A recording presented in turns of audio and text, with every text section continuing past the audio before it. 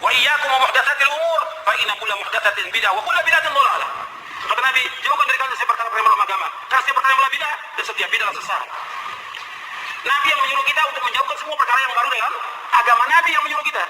Mereka ketika mereka mengatakan ada bid'ah sana, mereka mendustakan siapa di sini? Mendustakan Rasulullah SAW. Dari situlah tidak mungkin ada bid'ah hasanah. Bid'ah itu sesat, hasanah itu baik. Kira-kira sesat yang baik kayak apa, Mas?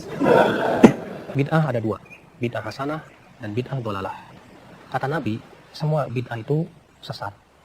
Berarti pembagian bid'ah menjadi dua, bid'ah hasanah dan bid'ah dhalalah itu jelas bertabrakan dong dengan sabda Nabi.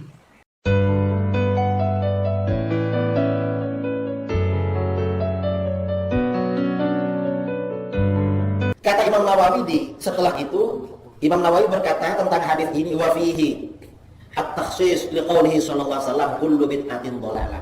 Dan di dalam hadis ini ada pembatasan terhadap hadis baginda Nabi, semua bid'ah adalah sesat dan setiap sesat adalah masuk neraka. Kullu bid'atin dhalalah wa kullu dhalalatin finnar. Jadi hadis ini yang membatasi. Hadis kullu bid'atin dhalalah, semua bid'ah itu sesat. Lalu hadis lain mengatakan perkara baru dibagi menjadi dua. Kedua hadis ini harus dipadukan. Kedua-duanya harus saling diamalkan. Karena kedua-duanya ini diamalkan, maka memberikan kesimpulan, kata para ulama, Imam Asy-Syafi'i. Imam Asy-Syafi'i ya, diriwayatkan oleh Imam Abu Nu'aim dalam kitab Hilyatul Auliya, lalu oleh Imam Al-Baihaqi, muridnya Imam Al-Baihaqi di dalam kitab Manaqib Syafi'i. Imam Syafi'i mengatakan al-bid'atu bid'atan. Bid'ah itu ada dua macam, bid'atun mahmudah wa bid'atun madhmumah. Ada bid'ah yang terpuji, ada bid'ah yang tercela. Fama wafaqas sunnah fahuwa mahmud. Bid'ah yang sesuai dengan ajaran yang benar, sunnah di sini maksudnya bukan hadis. Sesuai dengan Al-Qur'an, dengan hadis, dengan ijma', dengan qiyas, dengan athar sahabat. Bid'ah yang sesuai dengan ajaran yang benar itu terpuji. Wa ma khalafas sunnah fahuwa mahmud. Bid'ah yang bertentangan dengan ajaran yang benar itu adalah tercela. Dalilnya mana? Kata Imam Syafi'i, wahtu jabiha biqauli Umar bin Khattab. Dan itu dalilnya adalah perkataan Sayyidina Umar tentang sholat tarawih. Sayyidina Umar berkata, ni'matil bid'atu hadhi. Sebaik-baik bid'ah adalah sholat tarawih. Jadi kata Sayyidina Umar, bid'ah itu ada bid'ah terbaik, yaitu sholat tarawih. Berarti sejak masanya sahabat sudah ada bid'ah yang baik. Nah, ada orang-orang baru mengatakan bid'ah tak ada yang baik. Lepas dari siapa dia dengan para sahabat? Sahabat itu muridnya Rasulullah. Dia itu muridnya siapa? Jangan-jangan dia tak punya guru. Setelah kita tengok ternyata memang tak punya guru. Begini, teman-teman sekalian, tolong lengkapi kalimatnya ya. Tidak setiap yang tidak ada contoh dari Rasul itu disebut bid'ah. Hati-hati. Ya, harus tuntas penjelasannya, jangan memberikan celah ya. Ingat, yang disebut bid'ah itu sesuatu yang tidak ada ketentuannya dari Rasul.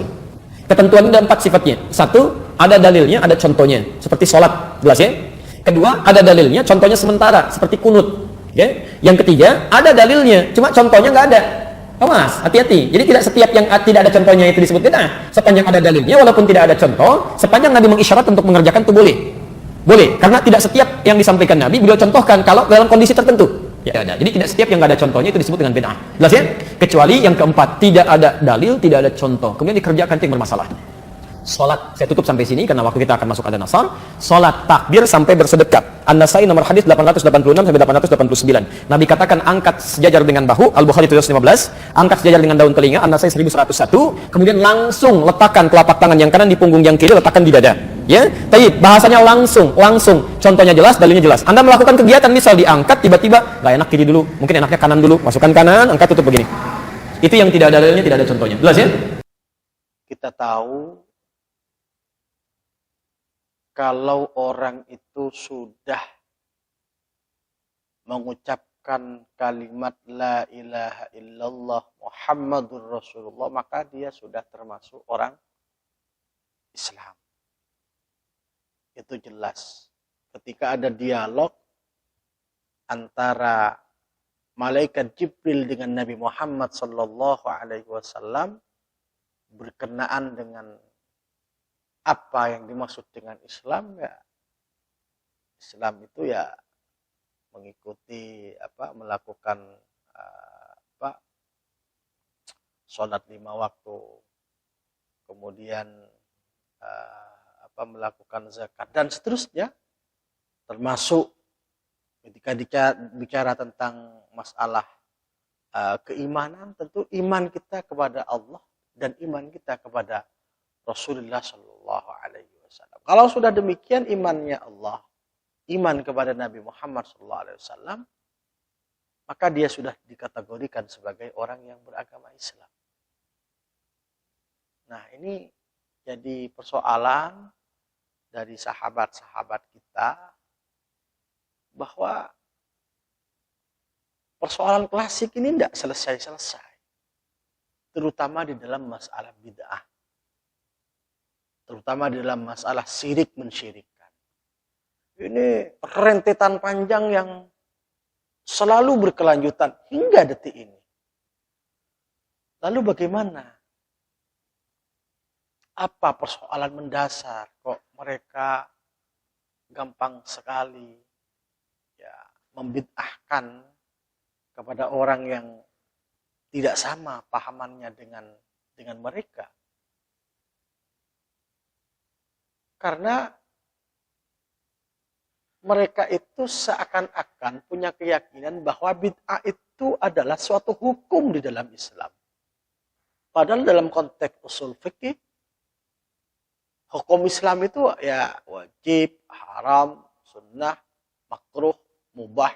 Gak ada hukum bid'ah. Dari sini para ulama Ahlus Sunnah wal Jamaah itu, bid'ah itu sesuatu yang perlu diidentifikasi lagi. Bid'ah itu secara definisi sesuatu yang baru. Tidak pernah diajarkan atau tidak pernah diamalkan oleh baginda Rasul. Itu sesuatu yang baru dan bertentangan dengan ajaran Islam, itu bid'ah. Tapi kelompok-kelompok tertentu itu mengeneralisir ya, bahwa semua sesuatu yang baru itu adalah bid'ah. Setiap bid'ah itu adalah mungkarat. Ini yang menjadi persoalan. Nah, kelompok Ahlussunnah wal Jamaah jelas bahwa ketika bicara masalah bid'ah itu perlu diidentifikasi lagi. Ini bertentangan enggak dengan agama? Bertentangan enggak dengan nas? Selama tidak bertentangan dengan prinsip agama, maka bid'ah itu dikatakan dengan bid'ah yang hasanah. Tidak dilakukan oleh Nabi, iya. Tapi kalau itu maslahat, tidak bertentangan dengan agama, maka itu menjadi sesuatu yang diperbolehkan oleh baginda Rasulullah Sallallahu Alaihi Wasallam. Seperti bagaimana Al-Quran dibukukan oleh para sahabat, tidak dilakukan oleh Nabi. Tapi kalau Al-Quran ini tidak dibukukan, maka kita saat ini tidak bisa baca Al-Quran. Nah, syirik misalnya, ini kan aneh. Ulama-ulama terdahulu itu berupaya bagaimana orang yang syirik itu berada di jalan yang benar. Berada di jalan Allah dan Rasulullah Sallallahu Alaihi Wasallam. Nah, kelompok-kelompok yang mempunyai pemahaman kebenaran tunggal ini malah mudah sekali menyirikkan orang-orang yang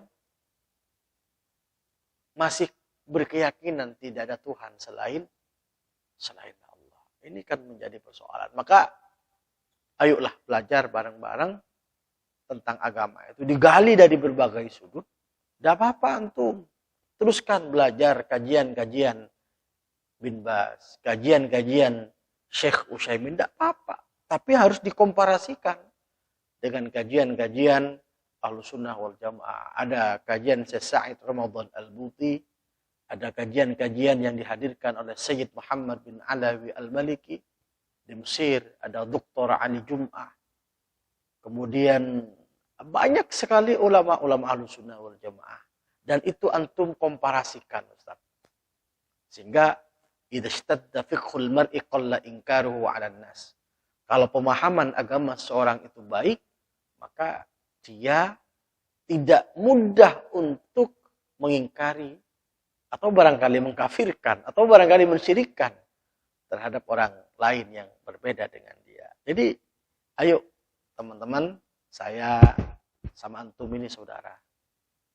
Saya demi Allah tidak ada permusuhan sama antum semua. Tidak ada permusuhan. Kita tauhid kita sama. Tapi saya mengajak dari hati yang paling dalam, mari komparasikan berbagai sumber-sumber itu sehingga kita tidak saling menyalahkan antara satu dengan yang lainnya.